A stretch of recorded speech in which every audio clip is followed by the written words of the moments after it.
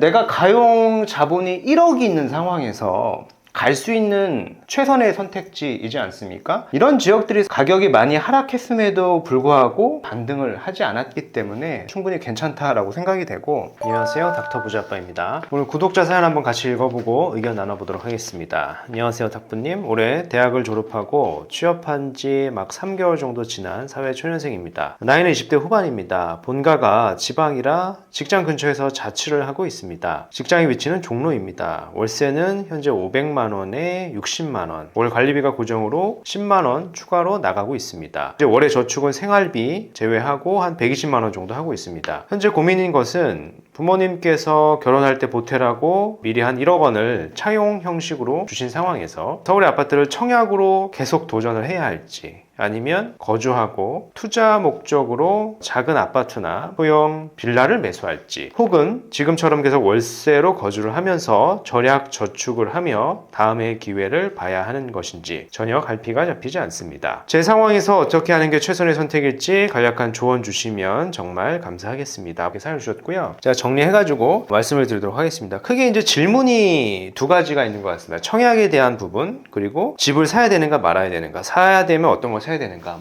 이 정도의 질문이라고 좀 요약을 해볼 수 있을 것 같고요. 구독자분의 상황을 제가 좀 요약을 해가지고 정리를 한번 해보죠. 지금 이제 사회초년생이에요.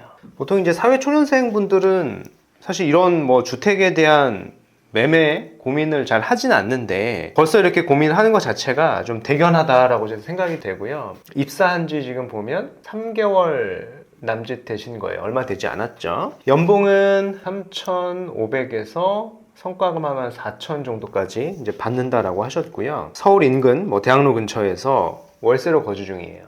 한 500만 원에 60만 원인데 관리비 포함하면 한 70만 원 정도 되는 거죠. 이 정도 월세가 비용이 매달 나가는 거고, 투자금을 보면은요, 지금 입사한 지 3개월밖에 안 됐으니까 저축을 내가 한 120, 130 한다라고 하더라도 저축을 한 금액은 거의 없을 것 같고, 부모님이 차용한 1억 정도가 전부일 것 같습니다. 이 상황 속에서 이제 질문인데요. 첫 번째 질문이 뭐냐, 서울 아파트를 청약해야 되는가에 대한 질문입니다. 여기에 대한 저의 답변은 좀 막연하신 것 같아요. 서울 아파트 청약이라고 하셨는데 사실은 무주택 기간도 짧고요, 어떤 가점제로 청약은 될 수 없고 추첨제로만 청약이 될 텐데, 청약이 만약에 당첨이 돼도요, 서울 아파트 이제 분양가를 한번 보셔야 될 것 같아요. 지금 보면 이 자금 계획에 대한 감이 없으신 것 같다는 생각이 들고, 서울의 아파트 웬만한 분양가가 지금 보면 10억쯤 합니다. 10억. 당첨이 됐어요. 그러면 계약금이 보통 10에서 한 20% 나오니까 한 1억에서 2억은 필요하겠죠. 어차피 이제 소득은 있으니까 중도금 대출은 나올 겁니다. 이렇게 해서 내가 계약을 해서 끌고 간다라고 하더라도요, 서울 아파트의 지금 평균 전세가율을 보면은 전세가율이 한 50% 남짓입니다. 그러면 내가 현재 1억이 있으니까 전세가를 내가 한 5억을 받는다라고 치더라도요, 5억, 1억이니까 부족한 자금은 이 4억이 부족하게 되겠죠. 그래서 사실 내가 당첨이 돼도 이걸 끌고 갈 수가 없어요. 그래서 실질적으로 그냥 내가 청약에 당첨이 안 될 줄 알고 그냥 막 청약을 하다가 덜컥 당첨이 돼서 자금 계획을 딱 세워보니까 자금을 내가 낼 수가 없는 거죠. 이런 상황처럼. 그래서 청약을 포기하는 경우도 굉장히 많거든요. 그래서 애꿎은 내 청약 통장만 그냥 날리게 되는 그런 케이스가 또 발생하지 않을까 좀 우려가 되고요. 그래서 제가 드리고 싶은 말씀은, 서울 아파트 청약은 지금 자금 마련에 문제가 있으니까 지역을 조금 확장을 해서 서울이 아니라 경기권까지 봐야 될 것 같고요. 분양가는 한 5억에서 한 6억 내외, 이런 단지, 그러니까 묻지마 청약을 하는 게 아니라 분양가를 확인을 해서 내가 이거를 어떻게 자금 계획을 세울 수 있을 것인가, 자금 계획을 세울 수 있는 지역만 선별적으로 청약을 해야 되는 겁니다. 그냥 서울을 청약을 하시면 안 되고요. 이런 상황이고요. 이제 두 번째 질문이 뭐냐면, 1억으로 거주 플러스 투자를 하는데 서울에 아파트 혹은 이제 빌라를 사야 되는 것인지, 혹은 지금처럼 월세를 살면서 저축을 계속 해나가야 되는 것인지에 대한 내용인데요. 이렇게 보시면 될 것 같아요. 내가 월 한 120, 130을 저축을 하는데요, 1년 저축을 해봐야 한 1,000만원, 1,500만원 저축을 하는 거고요. 내가 10년을 저축을 해도 1억대 정도밖에 저축이 안 되는 거거든요. 그래서 사실은 월세를 살면서 그냥 저축을 하겠다, 이런 거는 투자금이 사실 많이 쌓이지도 않고요. 그리고 어차피 우리는 1억이 있다 보니까 1억을 잘 활용하면 되지 않을까 싶은 거고, 단 현재 소득이 한 3,500에서 4,000이라서 무리하게 대출을 받는 것보다는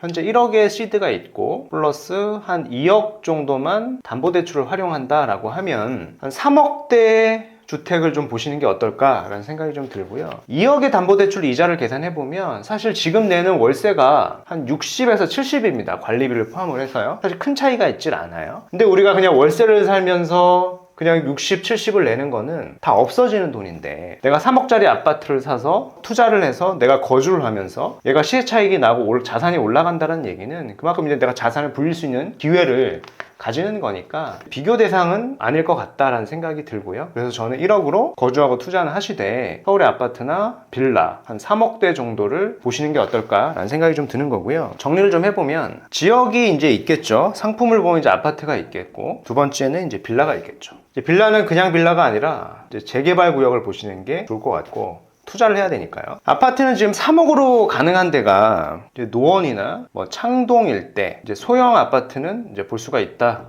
라고 생각이 됩니다. 뭐 교통이나 뭐 거점 개발 지역이니까 충분히 호재가 있는 지역이죠. 그리고 이제 재건축에 대한 가능성도 있고요. 그래서 제가 이제 노원하고 창동을 소형 아파트를 추천을 드리니까 과거 영상에서도 많이 드렸었잖아요. 근데 이런 답변이 또 달려요. 야, 여기 너무 오래 걸리지 않냐? 그리고 야, 추가 분담금이 너무 많이 나오는 거 아니야? 이렇게 질문을 하시는 분들이 있는데, 사실은 내가 가용 자본이 1억이 있는 상황에서 갈 수 있는 최선의 선택지이지 않습니까? 물론 기간이 오래 걸리지 않고 추분이 많이 안 나오는 구역도 많죠. 근데 우리는 자본이 1억이고 레버리지도 많이 쓰면 안 되다 보니까 본인 상황에서 이제 최선의 선택을 하는 거고요. 이런 지역들이 사실은 가격이 많이 하락했음에도 불구하고 가격이 반등을 하지 않았기 때문에 전 눈여겨봐도 충분히 괜찮다라고 생각이 되고, 현재는 지금 금리 이슈가 있잖아요. 금리 이슈가 있는데 현재 나오는 기사들 동향을 보면은 2024년 뭐 빠르면 3월,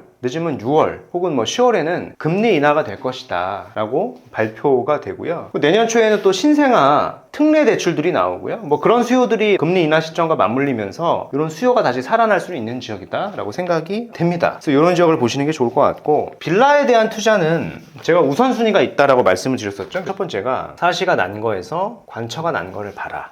두 번째는 우리가 이제 조합 설립된 것까지는 봐도 된다. 조합 설립된 거를 그 다음 우선순위로 봐라. 세 번째는 구역 지정이 임박해 있는 곳. 네 번째는 이제 예정지를 사야 되는데, 예정지는 가능하면 핵심지로 들어가는 게 좋고 동의율이 높은 데를 사는 게 좋다. 그러니까 1번하고 2번은 서울에서 이제 자금상 갈 수 있는 데가 없고요. 사실 4번도 보면 핵심지 예정지는 비쌉니다. 빌라가 막 4억에서 막 5억, 6억씩 하니까 예산이 오버가 되는데, 3번에 구역 지정이 임박해 있는 곳은 사실 3억대로 살 수 있는 곳이 있습니다. 현재 거주하는 지역에서 그렇게 멀지가 않아요. 제가 뭐 노원, 창동 언급을 드렸는데 장위 뉴타운 일대도 이런 데가 많죠. 사실은 이게 장위 뉴타운 일대도 보면 3억대 빌라가 있고 가격이 거의 오르지 않았다라고 저는 생각이 됩니다. 그럼 구역 지정 임박을 어떻게 확인을 하느냐라고 하면 시군청 홈페이지에 들어가 보면 개발 허가 제한 고시를 했습니다. 개발 행위 제한 고시. 그러니까 개발 행위 제한 고시라고 하는 게 뭐냐면은 여기에 신축 빌라를 짓는 거를 허가하지 않겠다라는 얘기예요. 그 얘기는 다른 말로 즉 여기는 앞으로 재개발로 구역을 지정할 거니까